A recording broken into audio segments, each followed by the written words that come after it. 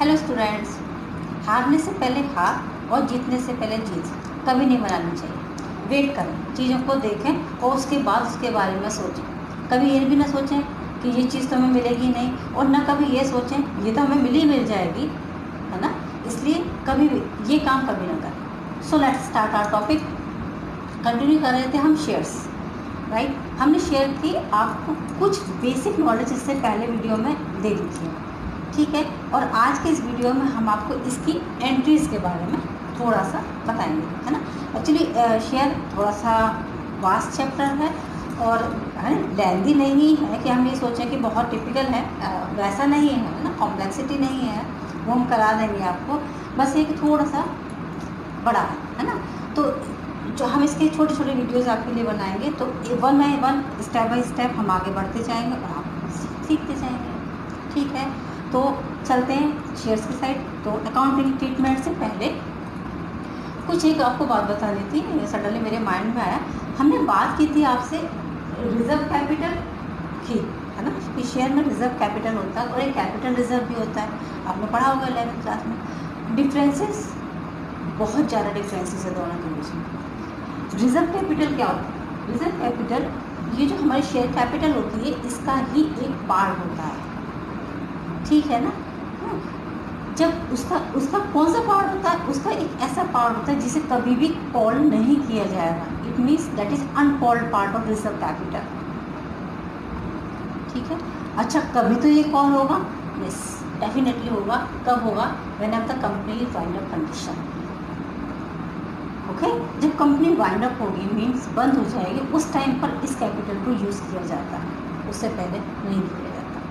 Mandatory होता है, हर company को, हर फर्म को इसे बनाना कंपलसरी होता है, उनके हर किसी के पास रिजर्व कैपिटल होती है, लेकिन इसे कभी भी बैलेंस शीट में शो नहीं किया जाता। Can never be shown in the balance sheet of the company, सही है ना, पता होना चाहिए था आपको। आ जाते हैं capital reserve. Capital reserve simple है, वो प्रॉफिट का एक पार्ट होता है ना।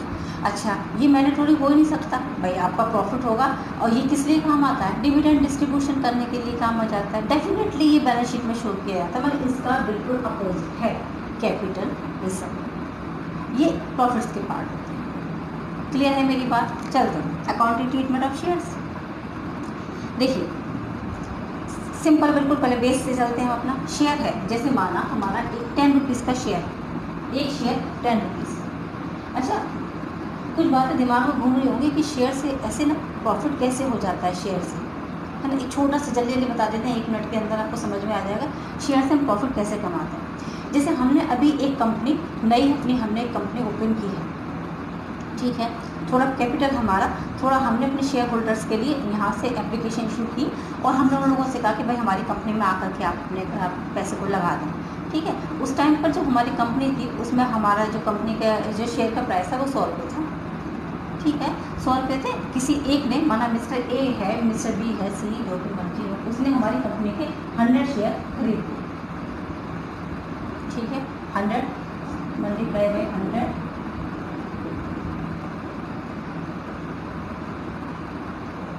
कितने रुपीज़ के हो गए? 10,000 रुपये के शेयर उसने खरीद ली, ठीक है। टाइम आगे बढ़ा, कंपनी हमारी बहुत ग्रो होती चली गई और बढ़ गई हमारी कंपनी। हर चीज़ जो ग्रो हो जाती है डेफिनेटली उसकी प्राइसेस बढ़ जाते हैं, मतलब उसकी कीमत बढ़ जाती है लोगों की उसमें। तो यहाँ पे ये हमारी कंपनी के जो अब जो इस टाइम पर जो नंबर शेयर का प्राइस था, वो हमारा कंपनी का कितना हो गया? 500 हो गया। देन समझ में आ रहा है आपको डिफरेंस? इस टाइम पर ये जो पर्सन है, ये अपने शेयर्स को सेल कर सकता है, तो नेट उसको 40,000 रुपीज़ का प्रॉफिट हो सकता है। But this is so risky. ऐसा हमेशा नहीं होता कि हर बार शेयर के प्राइसेस बढ़ जाएंगे, है ना। हर बार जिस कंपनी के अंदर आपने अपना इन्वेस्ट किया होगा, वो कंपनी ग्रोन अप होगी ही होगी। This is not compulsory. Sometimes कुछ भी हो सकता है ना, आपके पैसे डाउन भी तो हो सकते हैं। एग्जाम्पल रिलायंस है ना, अनिल अंबानी का क्या हो रहा है, समझ आ रही है ना। कुछ भी हो सकता है, कुछ भी हो सकता है ना। ये तो कॉर्पोरेट एक हम कह सकते हैं कॉर्पोरेट जगत है, कॉर्पोरेट वर्ल्ड है, यहाँ कुछ भी पॉसिबल है।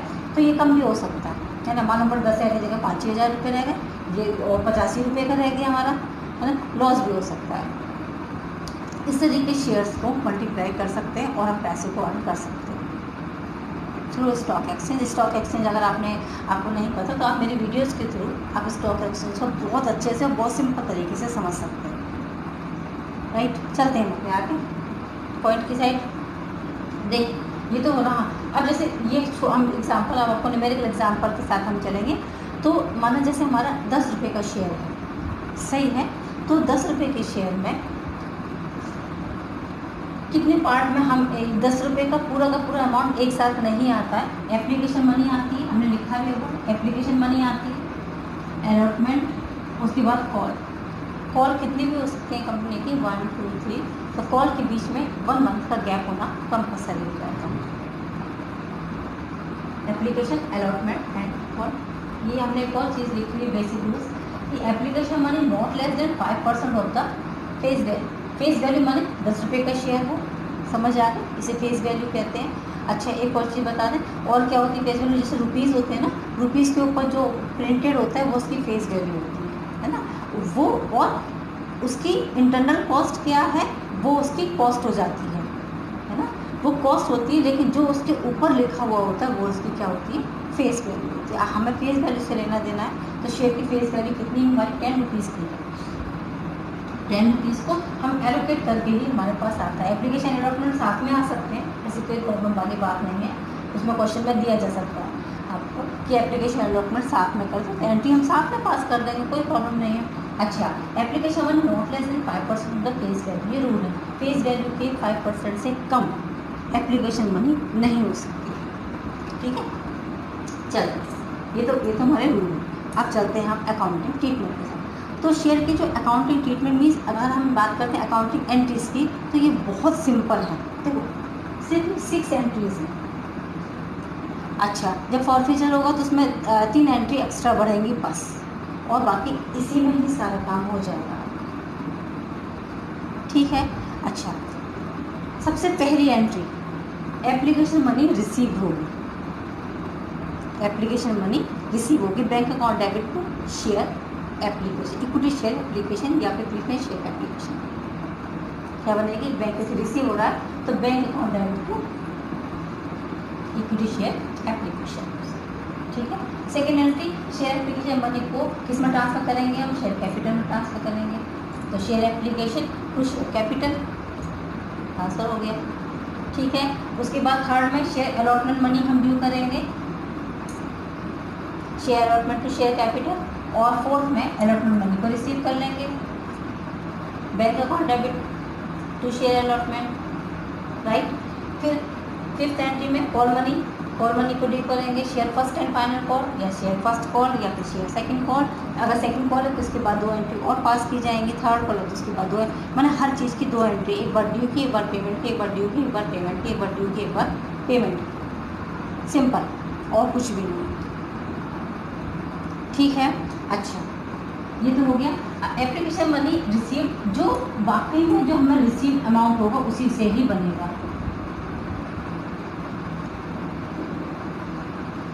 लेकिन ये जो ट्रांसफर किया जाएगा ये एक्चुअल अमाउंट होगा,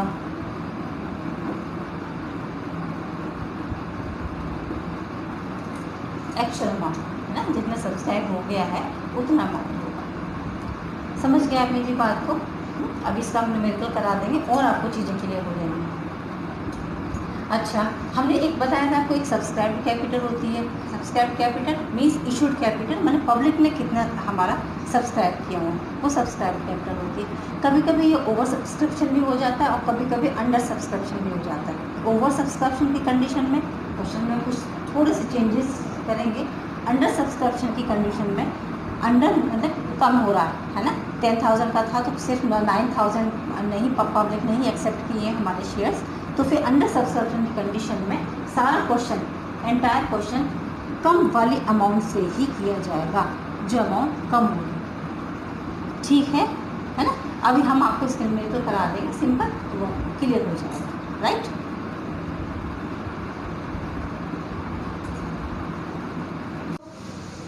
There is a question in front of you.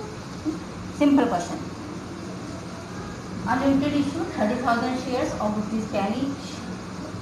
2 rupees on application, 3 on allotment, 3 on first call and balance on second call, right. ठीक। अच्छा, अब देखो ये समझा देते हैं। तो एक लिमिटेड ने 30,000 शेयर इशू किए हैं मार्केट में, है ना। उसका शेयर, एक शेयर 10 रुपये का है। जो 2 रुपये वो एप्लीकेशन पर लेगा, 3 रुपये अलॉटमेंट पर जब अलॉट किया करेंगे तब 3 रुपये फर्स्ट कॉल पर, और बैलेंस कितना रहेंगे, तो 3 और 3 6, नहीं 2 रुपीज़ रहेगा। 2 rupees application, 3 rupees allotment, 3 rupees first call, इसका मतलब 2 रुपीज़ अलॉटमेंट, वो सेकंड कॉल का हो गया हमारा। सही है ना।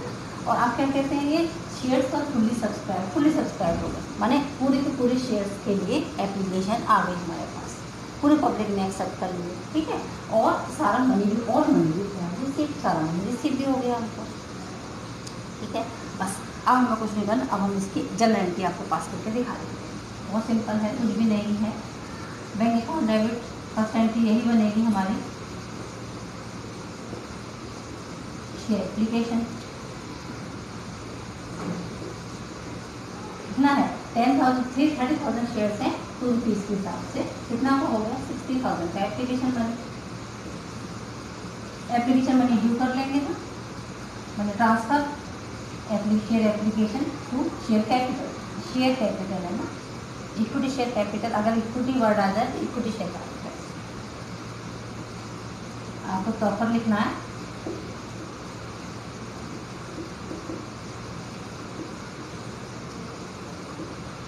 सही।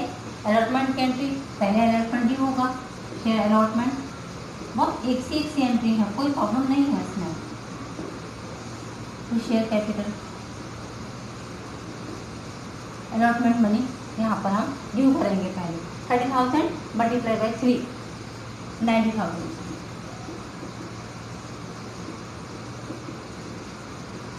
अलॉटमेंट पर रिसीव हो जाएगी, bank account debit,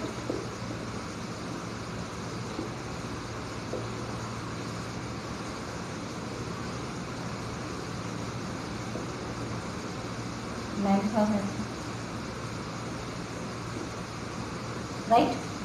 call money first call same, share first call to share capital,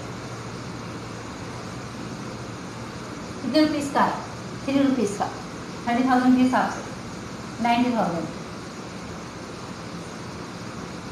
इसको रिसीव कर लेंगे बैंक अकाउंट में।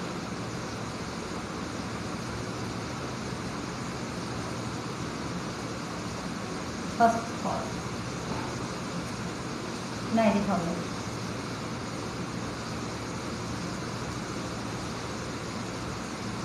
सही। फिर सेकंड कॉल लगे, share second and final call लिखा जाएगा इसको। अगर एक ही कॉल होती है तो first and final call, second, इसके बाद अगर थर्ड भी होती है देन थर्ड कॉल में third and final call. Share capital 60,000 का है, ड्यू हो गया, you have to mention registration compulsory, right. उसके बाद नाउ का bank account debit, share second and final call 60,000।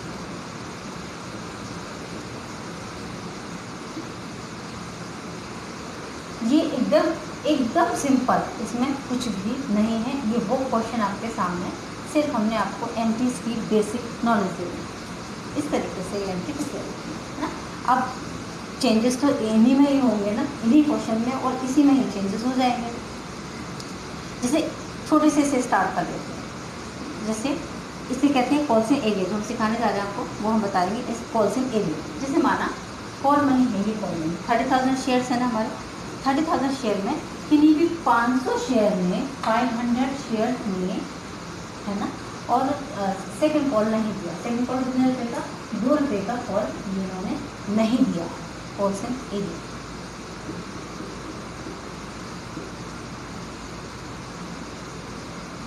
सही है।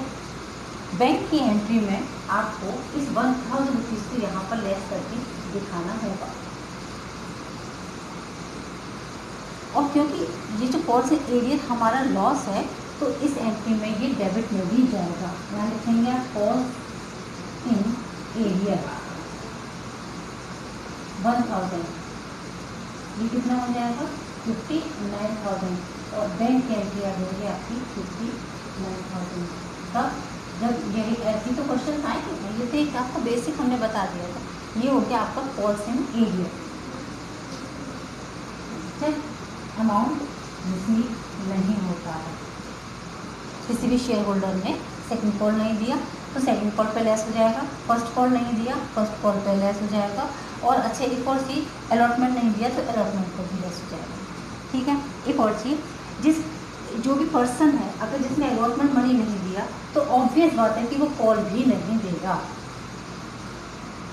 जिसने फर्स्ट कॉल नहीं दी तो वो सेकंड कॉल भी नहीं देगा, है ना। ऐसा तो नहीं है कि भाई उसने अलॉटमेंट की मनी नहीं दी और कॉल की मनी ले लेंगे, तो हम बाद वाला कैसे ले सकते हैं। अगर आपको फरवरी का पेमेंट नहीं मिला तो आप मार्च का पेमेंट कैसे, पहले आप फरवरी का पेमेंट लेंगे फिर मार्च का पेमेंट लेंगे, राइट, है ना। इसीलिए जिसने ये नहीं दिया वो ये भी नहीं देगा। तो आपने क्वेश्चन में अगर आपको ऐसा दे रखा है कि इसने अलॉटमेंट मनी दी तो अलॉटमेंट मनी के साथ साथ इसका मतलब उसने ये कॉल भी नहीं दिया होगा वो कॉल भी नहीं दिया होगा, तो ये आपको खुद से बनाना है, खुद से ये अमाउंट टेस्ट कर देना, इसे कहते हैं कॉल्स इन एरियर। ठीक है, अच्छा अब क्वेश्चन ये आता है कि क्या पहले पैसे एडवांस में नहीं दिए जा सकते। एग्जैक्टली दिए जा सकते हैं, जरूर दिए जा सकते हैं।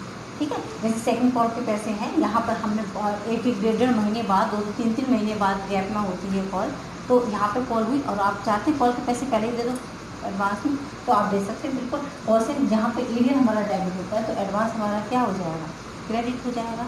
बैंक के अमाउंट में उतने ही पैसे को हम ऐड करके ज़्यादा दिखा देंगे। जैसे हमारा सेम ले लो, इन्होंने 500 के लोगों ने, और ये जो कॉल हुई थी 3 रुपीज़ वाली, 2 रुपीज़ वाली, ये 2 रुपीज़ वाली, और यहाँ पे दे दी मैंने सेकंड कॉल के पैसे फर्स्ट कॉल पे दे दिए गए। समझ रहे हैं मेरी बात को, सेकंड कॉल के पैसे फर्स्ट कॉल पर दे दिए गए। सेकंड कॉल के पैसे लगेंगे हमारे 1000, इसने हमको फर्स्ट कॉल के साथ दे दिए यहाँ पर। ठीक है, तो यहाँ पर लिखेंगे पहले हम टू कॉल्स इन एडवांस 1000 का, ये 91 हो जाएगा, बैंक में भी 91,000 जाएगा, और जब हम ये वाली एंट्री करेंगे तो हम इसमें से 1000 रुपीज़ लेस कर देंगे क्योंकि हमें एडवांस यहाँ मिल चुका है। समझ गया आप मेरी बात को, है ना, क्योंकि हमने यहाँ पर इसका एडवांस ले लिया था, तो यहाँ पर जब इसका ड्यू और इसका रिसीविंग का नंबर आएगा तब हम यहाँ पर 1000 रुपीज़ लेस कर देंगे because we have already receive this amount. सही, ये होते हैं कॉल्स इन एरियर और कॉल्स इन एडवांस। क्लियर। अच्छा, अब चलते हैं हम प्रीमियम। ये वर्ड भी हमने अपनी लास्ट वीडियो में आपको बोला। ये प्रीमियम क्या है, बहुत सिंपल सी बात है। कोई भी कंपनी है अपने शेयर इशू कर रही है, फेस वैल्यू उसके 10 रुपीज़ की है, लेकिन कंपनी की रेपुटेशन बहुत अच्छी है, उसने अपना शेयर प्रीमियम पर इशू किया है। 10 रुपये का शेयर 12 रुपये में दे रही है, फिर भी लोग खरीद रहे हैं, है ना। ये प्रीमियम का अमाउंट वो कभी भी ले सकती है, एप्लीकेशन के साथ भी ले सकती है, अलॉटमेंट के साथ भी ले सकती है, चाहे जब ले सकती है। ठीक है, जब भी लिया जा रहा है वो आपको क्वेश्चन में मेंशन होगा, तो आपको क्रेडिट साइड पर, क्योंकि हमारी इनकम होती है share,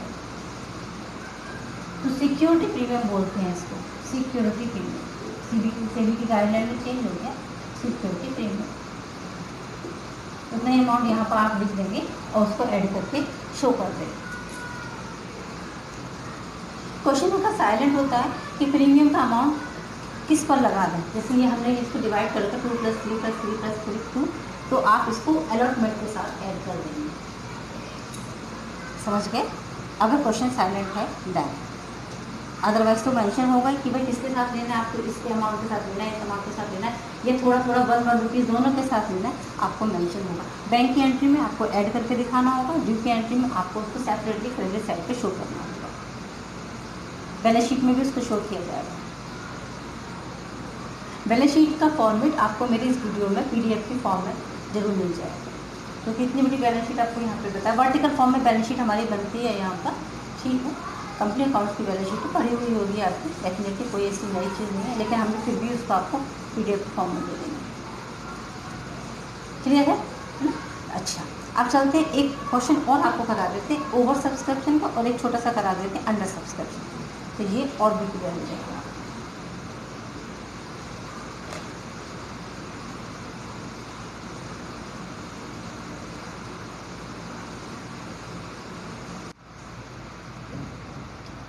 So move to over subscription question. Okay. So let's start. I have to read the question. A company issued 20,000 shares, 20,000 of rupees 10 each, 4 on application, 4 on allotment and balance on call. Then की 4 plus 4 and then plus 2 is equal to 10. Applications for received 30,000 shares. समझ गए मेरी बात को? That is called over subscription. Issued कितने हुए थे? 20,000 shares. Applications हमारे पास कितने आ रही हैं? 30,000 shares. That is called over subscription.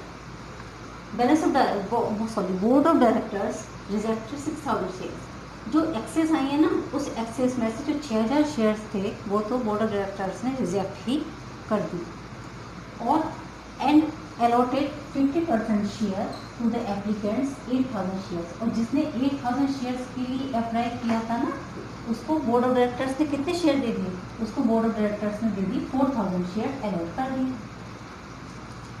Clear है ना? और क्या कहते हैं? Company did not make call. Company ने कॉल की ही नहीं है. ओके, कंपनी ने कॉल नहीं की तो हम भी कॉल की एंट्री यहाँ पर नहीं पास करेंगे. हैं नाउ लेट्स स्टार्ट. एंट्री बनाएंगे हम अपनी. First point, bank account debit to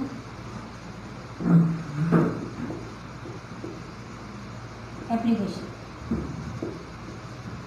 I have already mentioned application money full amount से बनती है, राइट? फुल अमाउंट मतलब 30,000 शेयर से 30,000 मल्टीप्लाई बाय 4, क्योंकि हमको ये अमाउंट जितनी भी एप्लीकेशन आती हैं उन सब का अमाउंट हमको एक साथ मिल जाता है. ठीक है, तो ये पूरे अमाउंट से फुल वैल्यू से बनाई जाती है.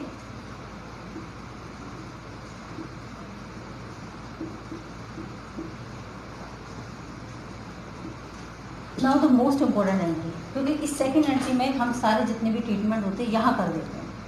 एंट्री पास करेंगे हम share application to share capital to bank. Bank क्यों? क्योंकि जो रिजेक्ट हुए हैं 6,000 शेयर, 6,000 मल्टीप्लाई बाय 4, 24,000 रुपीज़ यहाँ पर हम वापस करेंगे. ठीक है, एप्लीकेशन मनी जो इसकी एक्चुअल अमाउंट थी उसी से ही पास की जाती है, यानी कि 20,000 मल्टीप्लाई बाय 4, 80,000 रुपीज़.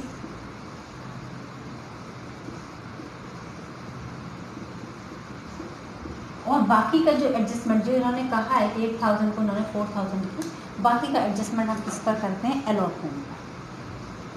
ठीक है, जो भी एक्सेस अमाउंट आया है या तो उस एक्सेस अमाउंट को वापस कर दिया जाता है, रिजेक्ट कर दिया जाता है, और फिर बाकी जो बचता है, जो बैलेंस और रह जाता है, वो हम किस पर एडजस्ट करते हैं? अलॉटमेंट पर. और अगर अलॉटमेंट पर नहीं हो पाता तो फिर हम उसे कहाँ पर एडजस्ट करते हैं? कॉल पर एडजस्ट करते हैं. राइट, चलते हैं. इसी में एंट्री बना देंगे to share allotment.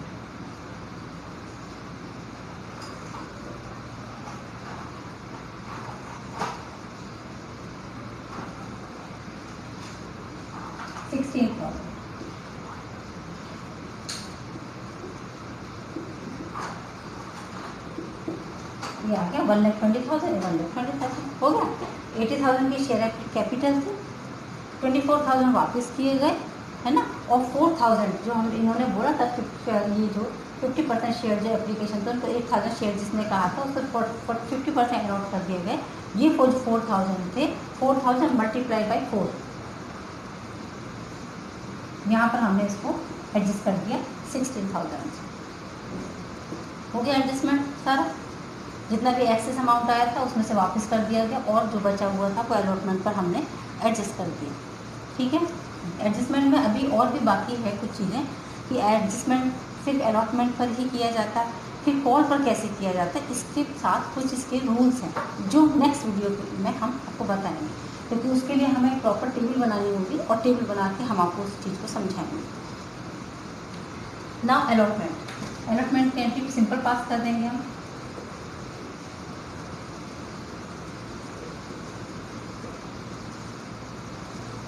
Share application है, share allotment to share capital. ये एंट्री सब भी अब 20,000 से ही होंगी. ठीक है ना, 80,000 हो गया,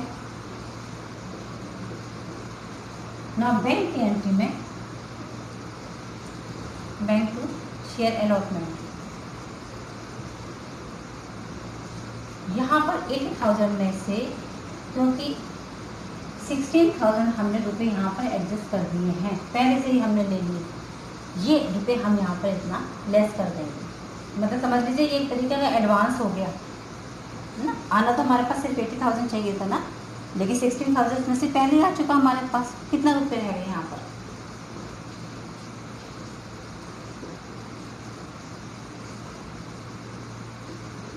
64,000। कॉल की नहीं है कंपनी ने तो कॉल की एंट्री हम भी पास नहीं करेंगे। हो गया आपको ओवर सब्सक्रिप्शन का एक सिंपल सा क्वेश्चन। अभी तो ओवर सब्सक्रिप्शन में प्रोराटा और उसके बाद फॉरफीचर, स्टेप बाय स्टेप हम आपके लिए आगे लेकर के आते रहेंगे। अभी सिंपल कॉन्सेप्ट के साथ आई थिंक ये जितना मैंने समझाया आपको ये आपको शायद क्लियर हो गया होगा। तो मिलते हैं नेक्स्ट वीडियो में, उसमें हम आपको टेबल बना करके और प्रोराटा बेसिस पर अलॉटमेंट के क्वेश्चन क्लियर कर देंगे। Okay children, take care, good bye.